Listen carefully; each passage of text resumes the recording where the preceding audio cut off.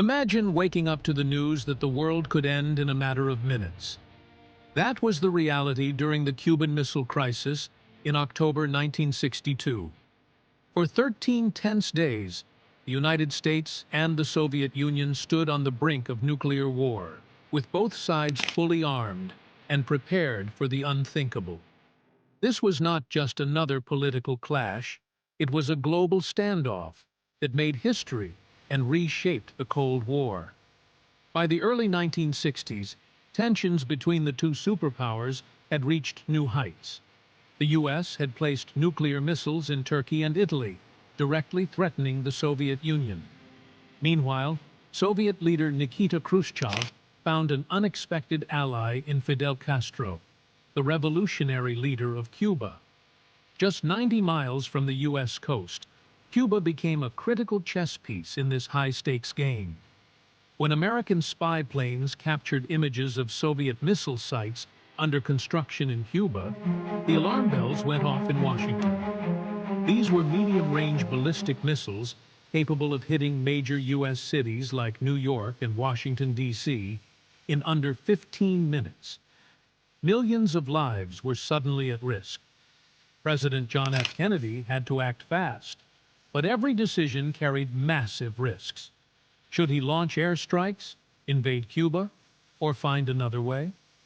Kennedy decided to set up a naval blockade around Cuba to stop Soviet ships carrying more missiles.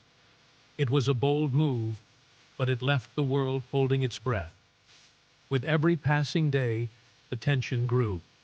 Soviet ships approached the blockade line, and the possibility of miscommunication or a single rash decision threatened to spark a global conflict.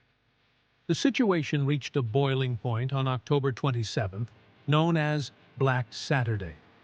A U.S. spy plane was shot down over Cuba, killing the pilot, and the U.S. military pressed Kennedy for immediate retaliation.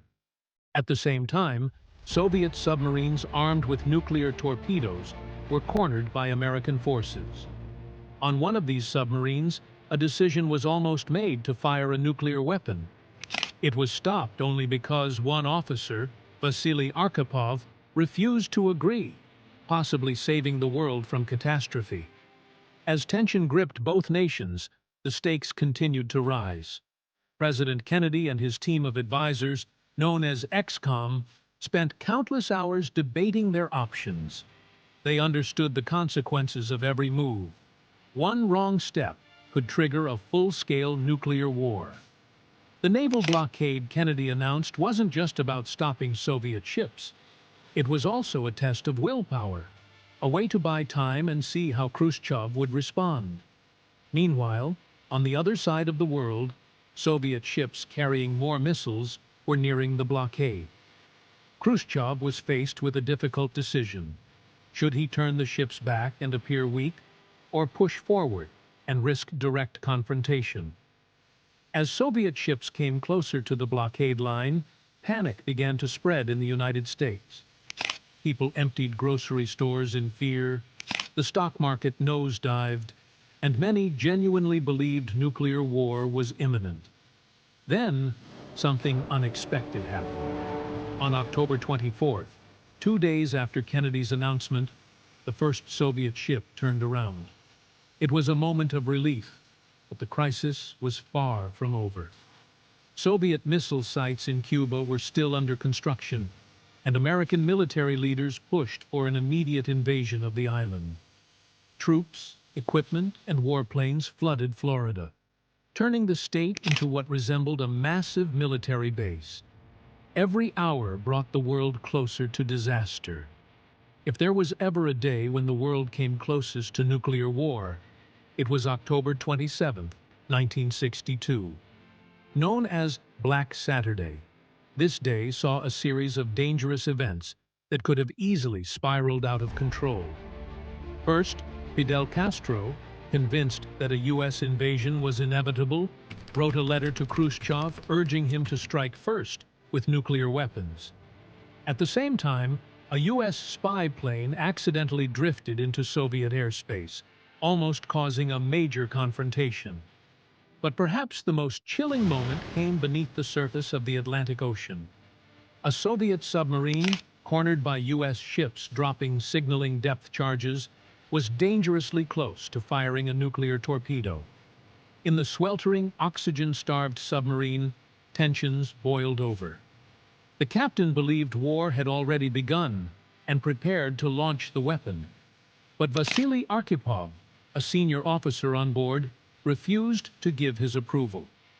His decision, made under unimaginable pressure, may have saved humanity. Back in Washington, President Kennedy faced an equally difficult challenge. That same day, Khrushchev sent a second message offering a deal.